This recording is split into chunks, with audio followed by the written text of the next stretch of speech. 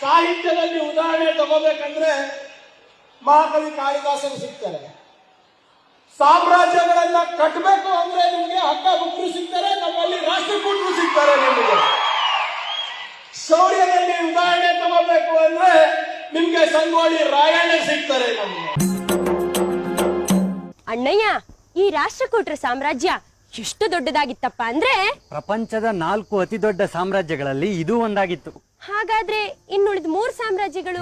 ಹೇಳ್ತೀನಿ. ರೋಮ್ ಸಾಮ್ರಾಜ್ಯ 1, ಅರಬ್ ಸಾಮ್ರಾಜ್ಯ 2, ಬರಹಗಳ ರೂಪದಲ್ಲಿ ಚೀನಿ ಸಾಮ್ರಾಜ್ಯ 3. ಈ ಎಲ್ಲಾ ಸಾಮ್ರಾಜ್ಯಗಳ ಸಾಲಿಗೆ ರಾಷ್ಟ್ರಕೂಟರ ಒಂದು ಸಾಮ್ರಾಜ್ಯನು ಸೇರಿತ್ತು ಅಂದ್ರೆ ದೊರೆ ಅಮೋಘವರ್ಷ ನೃಪತುಂಗನನ್ನ ನಾವ್ ಯಾವಾಗ್ಲೂ ಸ್ಮರಿಸಲೇಬೇಕಪ್ಪ ಅಲ್ವೇ ಮತ್ತೆ?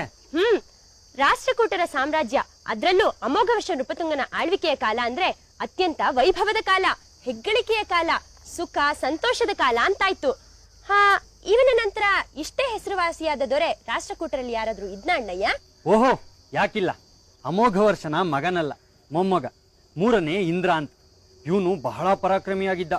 ಇವನು ಯುದ್ಧ ಮಾಡಿ ಪ್ರತಿಹಾರದಿಂದ ಕನೋಜವನ್ನ ಗೆದ್ದು ಸೇರ್ಸ್ಕೊಂಡ. ಹಾಗಾದ್ರೆ ರಾಷ್ಟ್ರಕೂಟರ ವೈಭವಕ್ಕೆ ಇನ್ನೂ ಹೆಚ್ಚಿನದನ್ನ ಕೊಟ್ಟ ಹಾಗಾಯ್ತು.